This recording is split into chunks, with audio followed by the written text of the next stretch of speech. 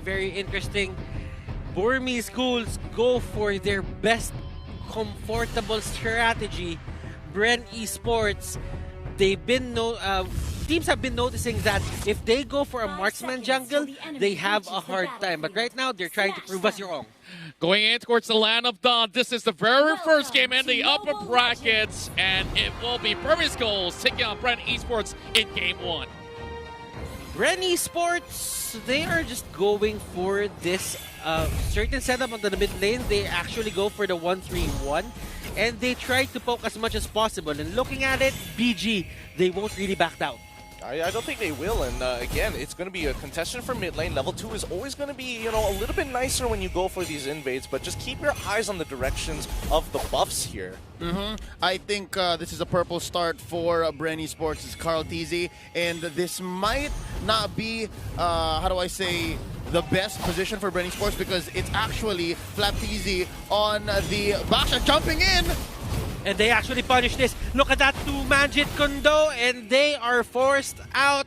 Bren Esports, they hold the line. Carl here getting a free purple buff. Now, why did I say that it's not so good for Flap TZ? He loses the range game here. Yes, you're a Baksha. Yes, you have your 2 to help out and close the gap and clear waves. But what's going to happen is you're going to keep trying to freeze the wave and put it underneath your turret. Sure, there is this 10% damage reduction. But at some point, if you have rotations coming in from Ace like this and as well from Maybe, then actually, now come to think of it, it might be a bait because Flap TZ can just roll out of here unless they rain enough damage on him, and that's exactly what they're doing here. I think this is what Flap TZ wants. I mean, this is all coordinated by Bren. They wanted to make sure, Baxia can hit level 2 down on the bot side so he can rotate down, rotate towards the purple buff. And now that, by now, in the EXP lane, level 4 on the Lapu Lapu, if they decide to go in and invade for orange, we have an even stronger force up on towards the top side in comparison to D. And they actually catch out Carl,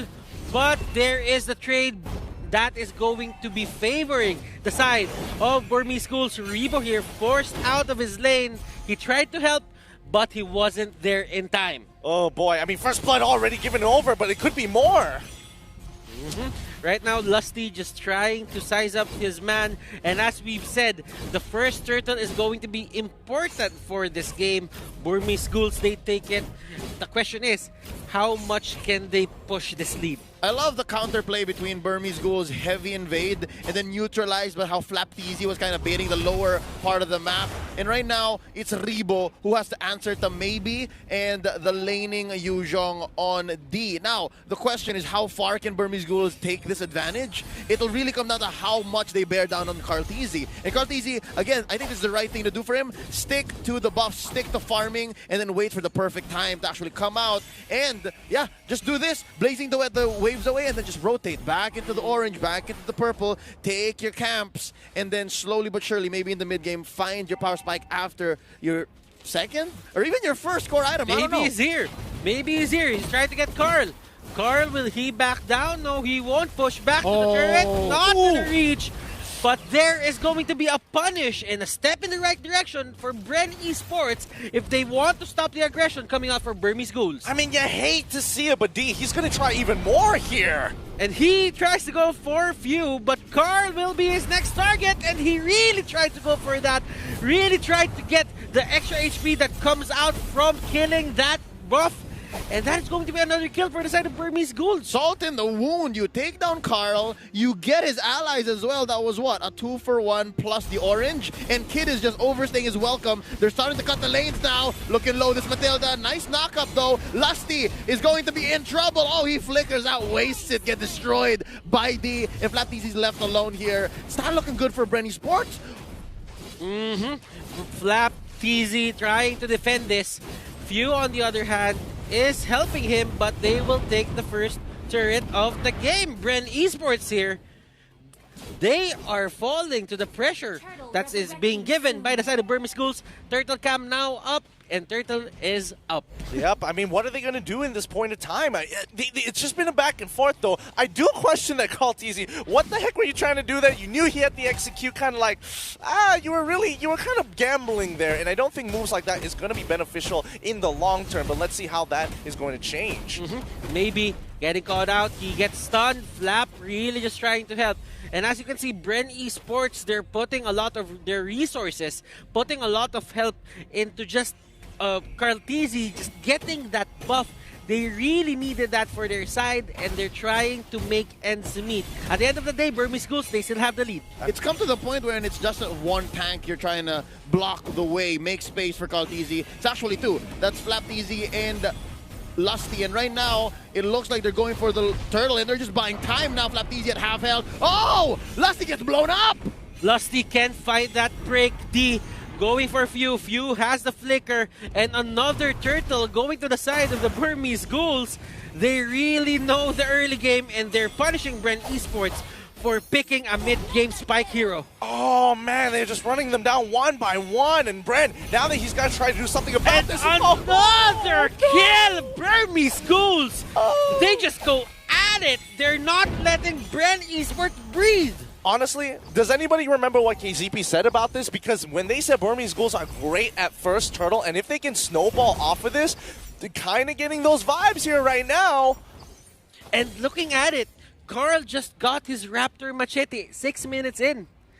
That is how annoyed, that is how delayed Carl is in terms of the items. And all it took was maybe here after picking up the blade armor, he can afford to do this. And even if he dies, I think that's worth it overall. You do have a Mount Shocker to buy some time. And right now, that's going to be Kid jumping in. Maybe once more.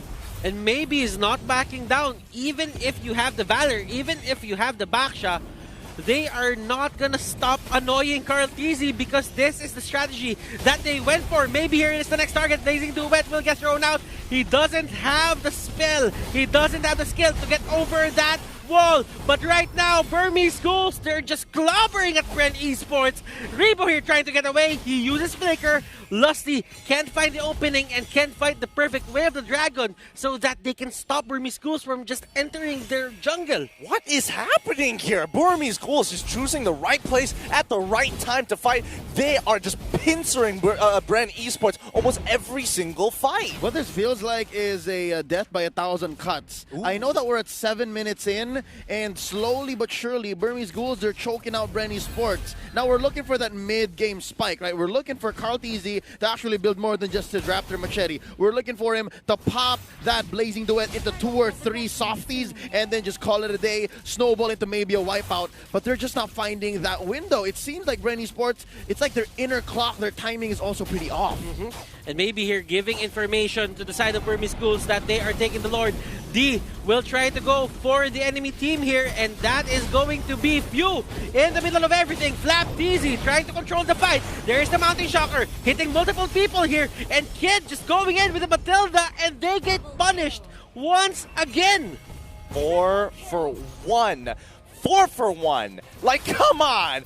Bren needs to find some way to kind of even up this score somehow, some way, and at some times, because it looks like it's just, this game is slipping out of their hands. What I tell you guys before the game even started, if there was something great to come from Burmese Ghouls, if they were to upset the entire MLBB audience that predicted that Bren Esports would take this easy. What were the numbers? 15, 20 to 80? That was ridiculous. It's going to come from Maybe, it's going to come from Ace, and it's going to come from Kid. And lo and behold, 307 on this young man on the Yusen Shin. Look at the gold on Lusty right now, 2.6k.